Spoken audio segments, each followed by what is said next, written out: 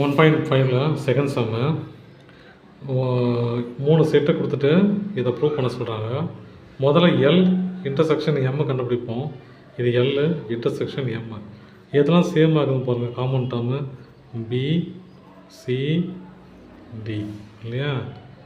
ஏ இல்லை, அப்போது B C D. அப்புறம் K union L intersection M இல்லையா? கேன்னது கே செட்டுன்னு அப்படியே எழுதிக்கிட்டேன், கொடுத்த செட்டை அப்படியே எழுதிக்கிட்டேன். அப்புறம் எல் இன்டர்செக்ஷன் எம்மை எழுதணும், பி சி டி. இப்போ ரெண்டுத்தையும் யூனியன் பண்ணோம். யூனியன் எப்படி பண்ணோம்? சேர்த்து எழுதணும் இல்லையா? ஏ பி, இதில் சி இருக்குது, டி ரெண்டுத்துலேயும் இருக்குது, இ எஃப். அவ்வளோதான், சரியா? அடுத்த செகண்ட் ஒன்று எல் யூனியன் எம் கண்டுபிடிக்கணும். இது ரெண்டையும் சேர்த்து எழுதணும். A B C D G H இல்லையா? ABC D G H. ABC பிசிடிலாம் அப்படியே இருக்குது. இப்போது இந்த யூனியனை, இந்த செட்டை இதோட இன்டர்செக்ஷன் பண்ணோம், கேவோட இன்டர்செக்ஷன் பண்ணோம். அப்போ இன்டர்செக்ஷன் ஏபிசிடி ஜிஹெச் இன்டர்செக்ஷன் பண்ண என்ன கிடைக்கும் பாருங்கள். 1 2 3, அவ்வளோதான். ஏபிடி தான் இல்லையா? சிஜிஹெச் இதுலேயும் இல்லை, இதுலேயும் இல்லை. அப்போ A B D. Third sum ரொம்ப ஈஸி. முதல்ல கே யூனியன் எல் கண்டுபிடிக்கணும். கே யூனியன் எல் இல்லையா? ரெண்டு சேர்த்து எழுதணும். A B C D A B C D E G F.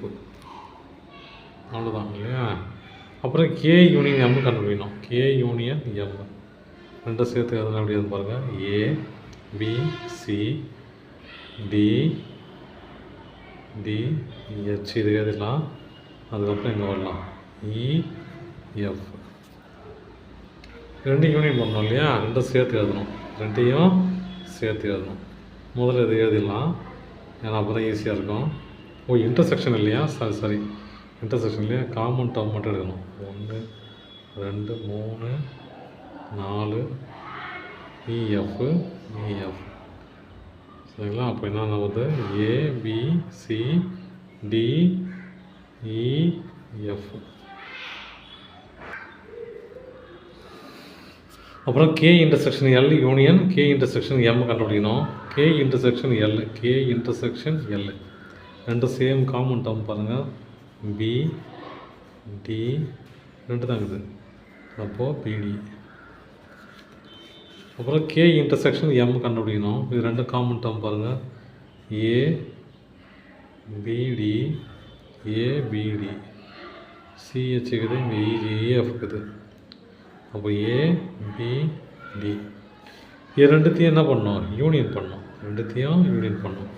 அப்போ யூனியன் எதுனா அது ஏ பி டி. இதை முதல்ல எழுதினா ரிப்பீட்டேஷன் அவ்வளோதில்ல, அவ்வளோதான். தேங்க்யூ.